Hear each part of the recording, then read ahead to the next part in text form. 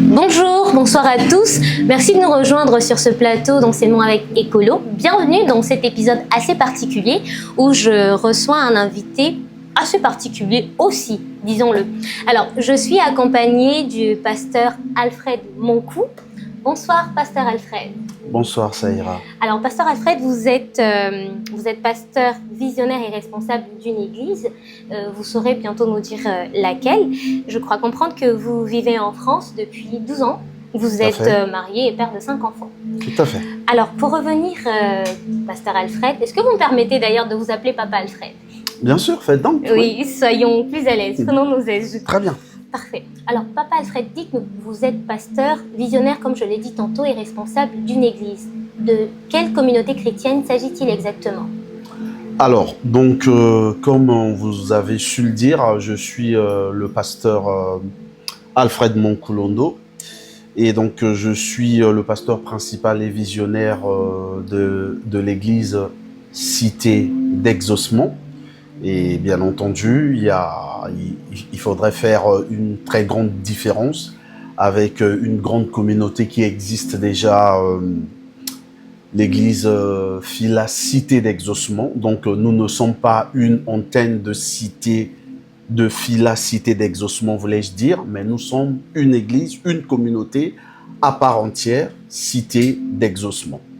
Et donc, c'est ce que nous avons reçu de la part du Seigneur. Et donc, dans cette vision-là que Dieu nous a donnée, eh ben, nous n'avons fait qu'appliquer la décision venant de Dieu. Cité d'Exaucement, c'est notre communauté. Merci pour ce point d'éclaircissement, pasteur Alfred. Alors, vous êtes aujourd'hui pasteur, vous êtes serviteur de Dieu, mais je suppose qu'il y a eu un avant et un après, certainement. Ah, bien sûr, tout à fait, effectivement. Ça ne manquerait pas, bien sûr qu'il y a un commencement. Exactement. Est-ce que vous pouvez nous dire comment vous avez rencontré le Seigneur? Alors, j'ai un parcours un peu spécial avec le Seigneur. Dans quel sens? Déjà, j'ai été baigné de toute mon enfance à l'église catholique, comme on dit, l'église mère. Donc j'ai été baigné dans l'église catholique, grandi catholique, si je peux dire baptisé catholique, et jusqu'à ce que j'obtienne mon baccalauréat en septembre 1999. Et donc, par la grâce de Dieu, je me retrouve au Maroc où je vais continuer donc mes études. Et donc, c'est au Maroc, une fois que j'arrive au Maroc, en tant qu'étudiant, et là, je suis toujours catholique. Mais sauf que quand j'arrive au Maroc, si je peux emprunter cette expression-là, je suis un catholique différent. Un catholique qui, sans pourtant le savoir, quand j'ai commencé à travailler au Maroc, après bien entendu mon cursus universitaire, un catholique qui sait donner sa dîme. À l'église catholique, ça n'existe pas ça. Mais moi, je donnais la dîme. Je ressentais vraiment un désir profond d'aider les autres, d'être là pour les autres, C'était un désir, mais vraiment profond en moi, que je ne savais pas. Est-ce que c'était un appel? Tout ce que je peux dire, c'est que je donnais ma dîme. Mais vraiment, je donnais ma dîme. Mais j'étais catholique. Et vous savez, dans les pays, on va dire dans des pays musulmans, dans des pays arabes, ils ont une certaine façon de vivre leur foi par rapport à leur religion. Et que dans chaque coin de boulangerie ou de pâtisserie, il y a des personnes, en fait, on va dire, je ne veux pas utiliser le mot pauvre, mais des personnes, on va dire, des personnes démunies de moyens, qui sont là, voilà, en situation de très, très grande précarité. Et donc, moi, je ressentais ce besoin-là à chaque fois que je venais faire mes courses, prendre du pain, prendre 2-3 baguettes. Et je comptais toujours le nombre des personnes qui étaient devant la boulangerie, le nombre de femmes, le nombre d'enfants. Et donc, j'avais les moyens. Par la grâce de Dieu, il m'avait béni. Étant catholique, je dirais, à l'époque. Et donc, j'arrivais au fait à acheter 10 pains dans un sac plastique avec 2 litres de lait, enfin 2 briques de lait, donc de 2 litres, que je distribuais à chaque femme et je tendais un billet de 10 dirhams, donc qui est donc l'équivalent d'1 euro. Dire voilà, ça, demain vous pouvez acheter. Et je faisais ça tout le temps. Et si bien que quand je faisais ça, ces dames-là pensaient ou croyaient que j'étais musulman. Donc, vous donniez l'aumône. Effectivement. Et donc, pour eux, c'était incroyable qu'un chrétien, entre guillemets, puisse faire ça. Parce que pour eux, ils ont une autre image du chrétien. Et donc, après mes 13 années, Dieu a décidé différemment. Il m'a dit, c'est bon, il faut que tu quittes le Maroc. Ben, je me suis retrouvé en France, donc je suis arrivé en France le 1er février 2014. Et en passant, ma femme aujourd'hui, donc maman Déborah, je l'ai connue au Maroc, elle est arrivée en France avant moi. Et donc quand je suis arrivé, je l'ai rejoint. Et un matin, elle me dit, écoute, j'ai mal à la tête, il faut que tu pries pour moi. C'est elle qui me dit, il faut que je prie pour toi. Et donc, quand je prie pour elle, c'est elle qui me dit que les catholiques ne prient pas comme ça, comme toi tu pries. Eh bien. Oui, c'est elle qui me dit ça. Elle me dit, les catholiques ne prient pas comme ça. Je dis, très bien. Ben, moi, je dis alors, et les catholiques prient comment? Je dis, non, les catholiques, ils prient pas comme ça. Je dis, comment ça? Elle dit, écoute, le dimanche, on va aller dans notre église, donc à son église, là où elle priait. Et donc, c'est là où elle m'emmène pour la première fois à Échelle, Paris. Et quand on y arrive, bien entendu, ça me fait encore, je rigole parce que j'avais le chapelet dans ma poche.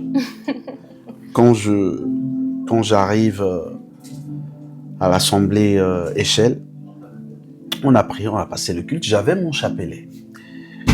Un fait marquant, c'était mon premier jour, mon premier culte. Au moment où on a fait les offrandes,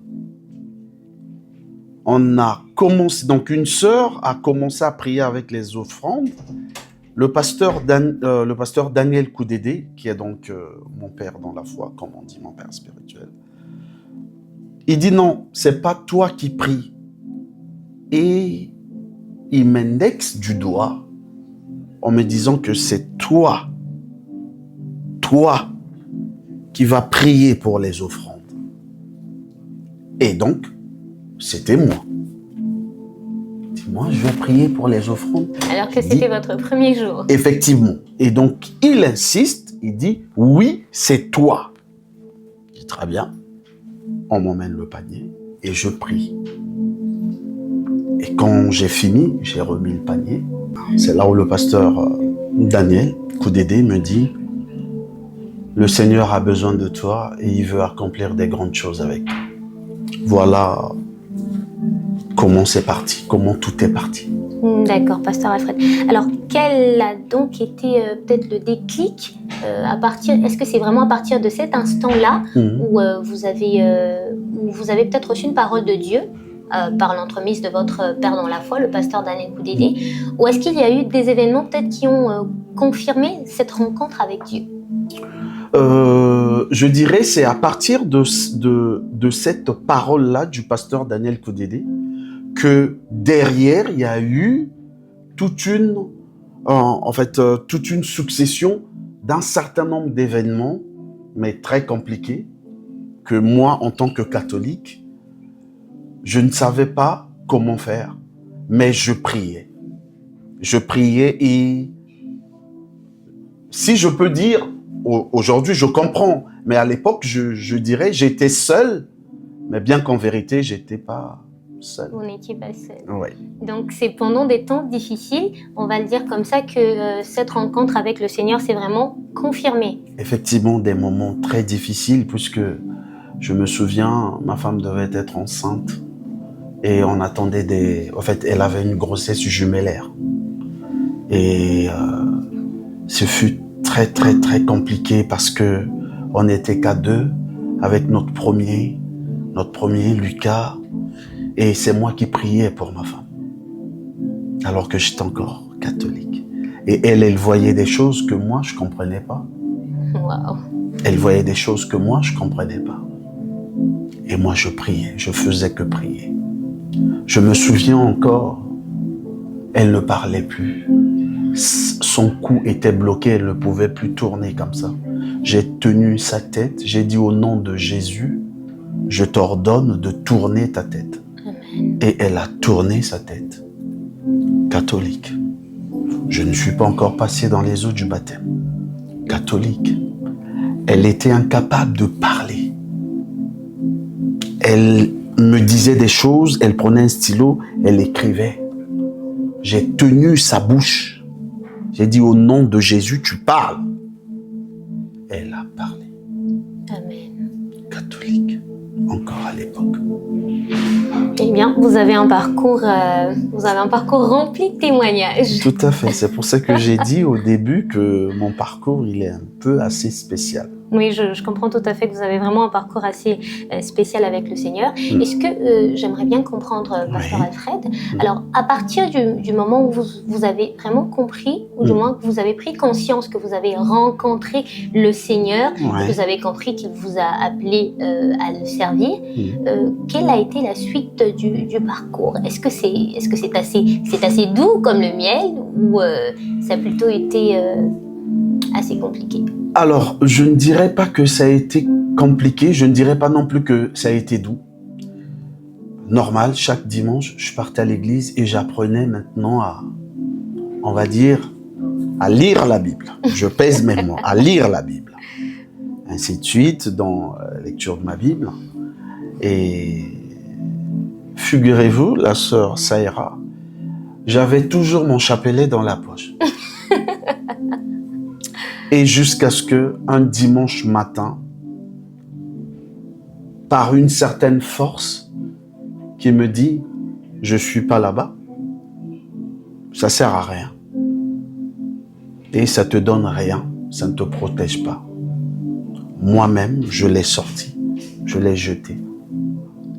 Je comprends. Alors, pasteur, donc si je vous suis bien, autrefois, vous aviez comme cette pensée, comme cette conviction que le fait d'avoir cette relique, qui est une très belle relique d'ailleurs, le chapelet il est très beau, hein, c'est une très belle relique. Alors, le fait d'avoir une relique avec vous garantissait votre protection en quelque sorte? Oui, mais moi c'est ce que je croyais. Oh. Oui, c'est ce que je croyais. Au début, c'est ce que je croyais. C'est pour ça qu'au début, je tenais absolument à le dire que j'étais catholique, mais je priais pas comme les catholiques. Et je ne marchais pas comme marchent les catholiques. Et donc, moi, dans ma tête, je me disais que le chapelet, donc cette relique, me protégeait jusqu'à ce que Dieu lui-même vienne me dire non. Et d'où donc cette force-là de pouvoir m'en séparer, m'en débarrasser. Et j'ai eu à le faire, et ensuite, ainsi de suite, pas à pas, jusqu'à ce que le Seigneur vienne me dire, écoute, il est temps que tu passes par les eaux du baptême. D'accord. Donc le Seigneur vous a, je le dirais ainsi, vous a vraiment appris à compter sur lui, avec cette conscience qu'il est avec vous, pendant toute cette période, pendant toute cette marche. Justement, c'est tout à fait ça. Et donc c'est lui, inspirant. Tout à fait, et c'est lui-même qui venait, je dis tout le temps, non, tu vois, marche comme ça, essaie de lire comme ça, essaie de poser la question à la parole de Dieu. Mais c'était des choses que moi, j'avais comme l'impression qu'il me posait la question et qu'il me donnait en même temps la réponse. D'accord, pasteur Alfred. Alors, mais qu'est-ce qui a été le plus dur dans cette période d'apprentissage où vous avez vraiment appris à faire confiance, non plus à des éléments physiques ou à des reliques, à des symboles de foi simplement, mais vous avez vraiment appris à faire confiance à Dieu en soi. Qu'est-ce qui a été le plus dur dans cette période? Je pense et je suis certain, mais je le dis avec amour et je bénis le Seigneur, ce qui a été le plus difficile, c'est lorsque j'ai connu le vrai Dieu, quand j'ai accepté, quand je me suis engagé à vivre, à marcher avec le Seigneur Jésus-Christ. C'est ce qui a été difficile pour moi, la vie dans l'Église. C'est ça qui a été difficile pour moi. Wow.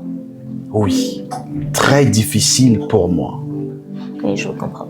Et est-ce que vous aviez déjà eu l'impression vraiment dans ce temps d'apprentissage, et je crois qu'on continue d'ailleurs jusqu'à présent à apprendre à l'école du Seigneur, mais est-ce que vous aviez eu des impressions quelquefois que Dieu se contredisait ou peut-être qu'il ne vous écoutait pas assez? Honnêtement, non. Je n'ai jamais eu cette impression-là. C'est la vérité, la sœur Emma. Ce qui, moi, me poussait tout le temps à m'interroger, c'est ce que je voyais dans l'Église. Parce que j'avais un certain ordre dans ma tête de l'Église. Et quand j'arrive, on va dire, dans les assemblées, je dis, mais le Dieu, il est le même. C'est ce qu'il dit dans sa parole. Il est le même hier, aujourd'hui et éternellement. Il m'a fait grâce. Je ne suis pas assez spécial, je ne suis pas plus que les autres. Mais pourquoi il y a tant de choses dans l'Église du Seigneur? En fait, mon questionnement plutôt, quand je dis ce qui a été dur pour moi, c'est ce que je voyais, ce qui se passait dans l'Église. Mais parce que ce Dieu-là, je l'ai rencontré différemment. Je l'ai connu différemment. Moi qui reviens de quelque part. Ce Dieu-là m'a fait du bien, il m'a sauvé, il m'a délivré, j'ai crié à lui, il a répondu. Mais comment ça se fait dans son église, là où on le prie, mais que son peuple se comporte comme ça dans l'église? C'est pour ça que je dis, c'est ça, c'est ce qui a été difficile pour moi. Oui, je vous comprends. C'est ce qui a été difficile pour moi parce que j'avais tout le temps du mal à comprendre ça. Le Dieu, quand tu dis au nom de Jésus, la situation t'obéit. Et là où on prie, mais pourquoi les gens ne réalisent pas le Dieu que nous prions? D'où ma souffrance dans mon cœur. Oui, je comprends tout à fait, Pasteur Alfred, et j'avoue que c'est une façon de voir les choses plutôt intéressante et peu commune d'ailleurs. Je le dis en toute sincérité, c'est très peu commun de, je vous remercie. Voilà, de regarder, de voir les choses de cette manière-là. Et vraiment, ça permet aussi de se remettre en question, ce comme quoi nous savons en tout cas que notre Dieu est un Dieu grand, est un Dieu immense, etc. Mais quelquefois, oui, nous avons l'impression que nous oublions, nous passons à côté de réaliser ce qu'il est véritablement. Tout à fait. Et voilà, le Seigneur vous a fait grâce à vous d'avoir ce regard assez particulier sur...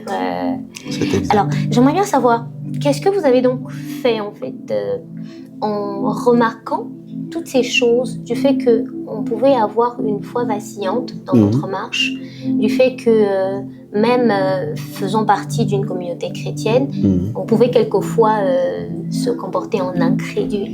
Quelle a été votre démarche à vous avec le Seigneur par rapport à ça? L'obéissance. L'obéissance. Encore l'obéissance. Tu sais qu'est-ce qui m'a fortifié? C'est l'obéissance, une parole du Seigneur.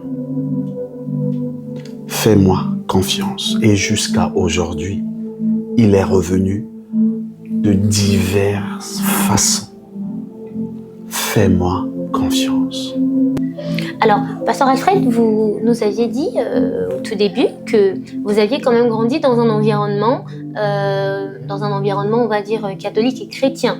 Ouais. Vous aviez d'ailleurs été baptisé étant plus jeune. Alors, pourquoi avoir ressenti ce besoin, cette conviction de passer à nouveau par les eaux du baptême alors que ça avait déjà été fait? En tout cas, c'était l'obéissance à une recommandation de Dieu.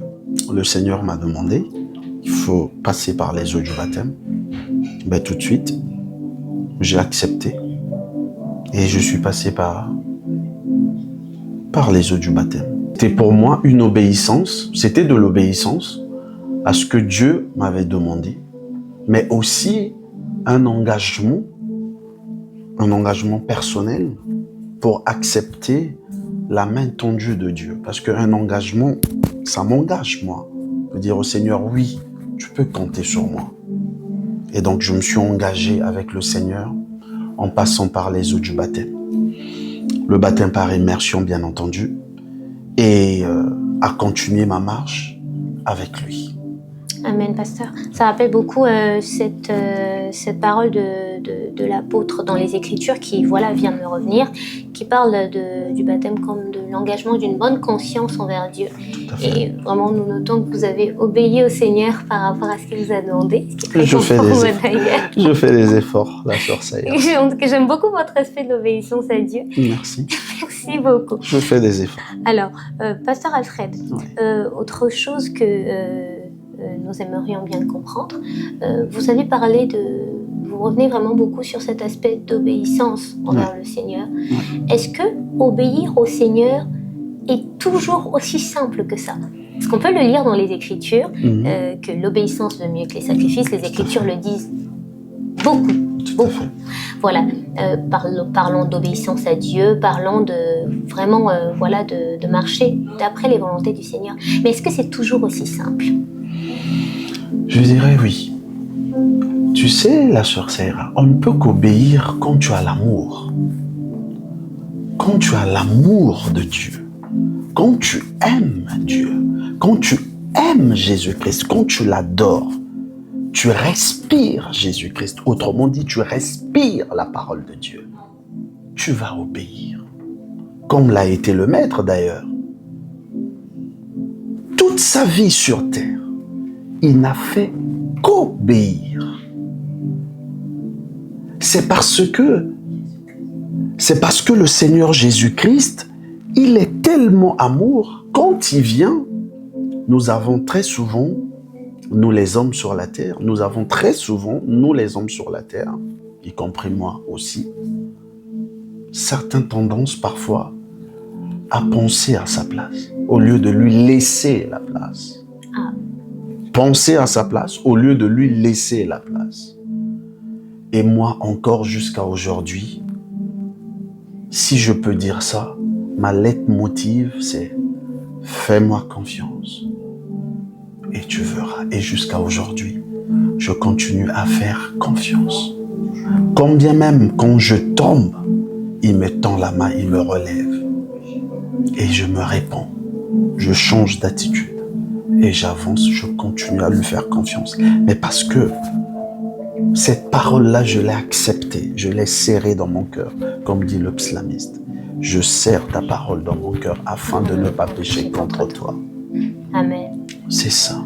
Alors, j'aimerais bien comprendre, pasteur Alfred, dans ces temps de situations compliquées, parce qu'on a vraiment on parle d'obéissance là, dans cet aspect de témoignage. Oui. Alors, qu'est-ce qui peut permettre de se maintenir dans une attitude d'obéissance, quand bien même on passe par quelque chose de compliqué? Je sais que vous avez parlé d'aimer Dieu. Alors oui, ça peut arriver qu'on aime beaucoup le Seigneur. Tout à fait.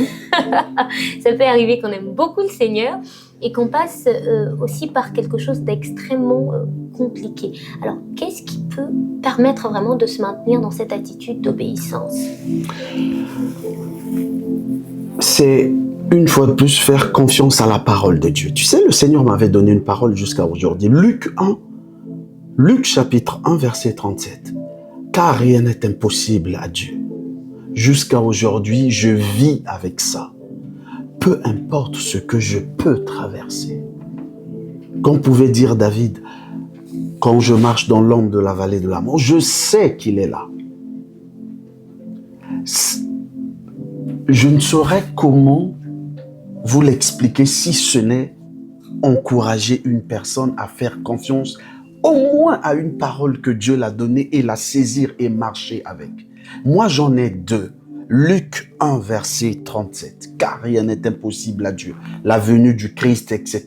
Tu vois, ces paroles-là, ces échanges-là, jusqu'à aujourd'hui, peu importe ce que je vis, ça résonne dans mon cœur. Et le Seigneur me l'a donné. Et une fois, par l'intermédiaire de notre sœur, je savais que c'était Dieu qui me parlait. Je peux la citer, c'est la sœur Amel. C'était une sœur que j'ai connue à Échelle. J'avais une situation dans le cœur, mais vraiment, c'était un combat, je vivais un combat, mais j'étais en train de livrer un combat dans le train. C'est comme si c'est Dieu qui a emprunté c'est comme si c'est Dieu qui a emprunté sa bouche, voulais-je dire. Job 38. Quand le Seigneur dit à Job, saint terrain, et moi je vais te questionner et toi tu vas me répondre. Où étais-tu quand je fixais les limites de la terre? Et la sœur Amel elle disait ça, elle disait. Donc elle a déroulé tout Job 38, tout Job 38. Et quand tu vois, c'est là où Dieu est en train de montrer à Job que je suis Dieu.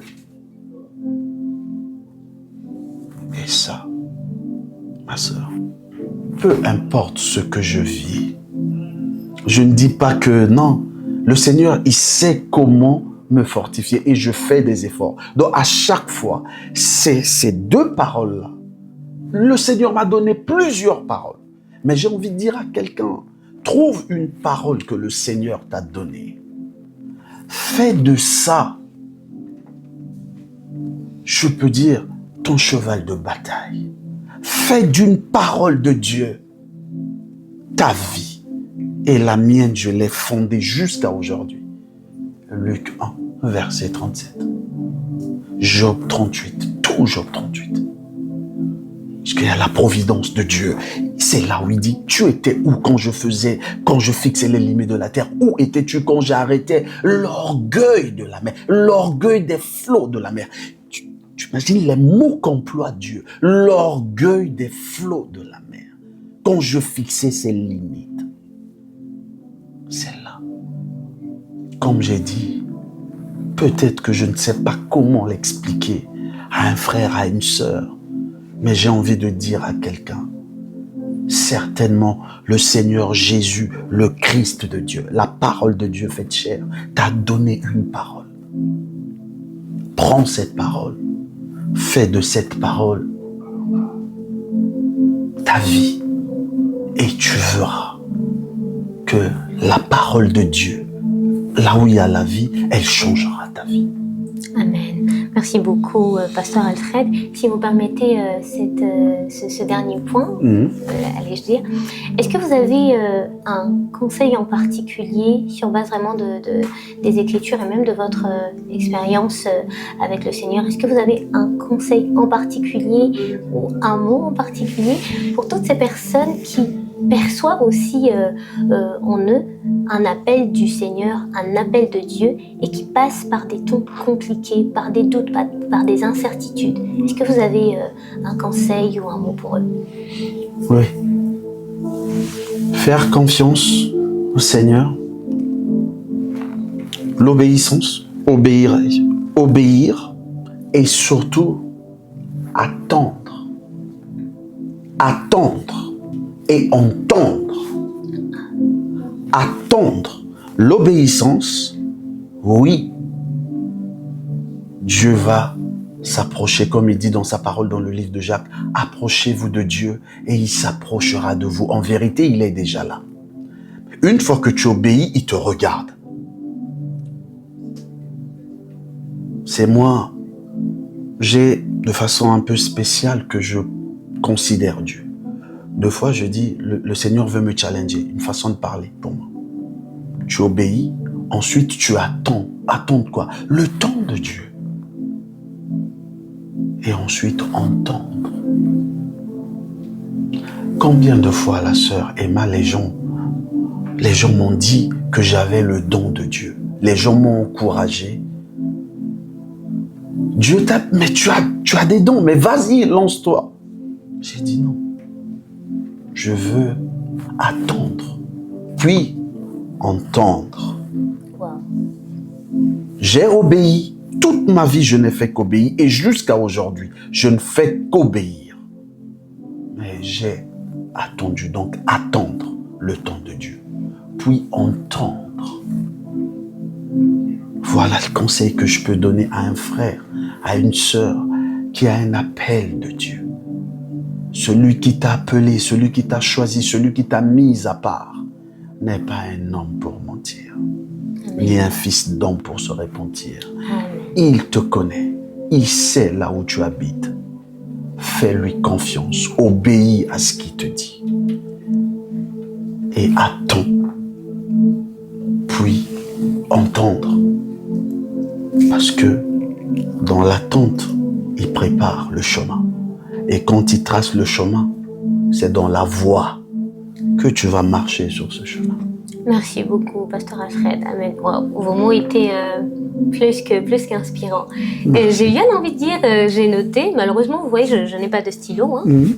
Voilà. En tout cas, ça a été pour moi un plaisir de vous recevoir sur ce plateau d'enseignement avec Écolo. Et j'ose promettre, avec raison, j'ose promettre à tous ceux qui nous suivent que nous aurons très prochainement une autre session avec vous où nous pourrons parler plus amplement, mais cette fois-ci, de la vision que le Seigneur a déposée dans votre cœur par rapport à l'œuvre à laquelle il vous a appelé. Et je le crois vraiment de tout cœur que ce que nous partagerons ici bénira quelqu'un. Je le crois de tout cœur que ce que nous partagerons ici sera édifiant pour quelqu'un. Alors sur ce, je vais vous souhaiter un excellent week-end, une excellente semaine. Je vais vous souhaiter une excellente nuit, une excellente journée, comme vous l'entendez selon l'endroit depuis lequel vous nous suivez. Et nous prions, mais vraiment nous prions dans le nom de Jésus-Christ que vous soyez abondamment bénis.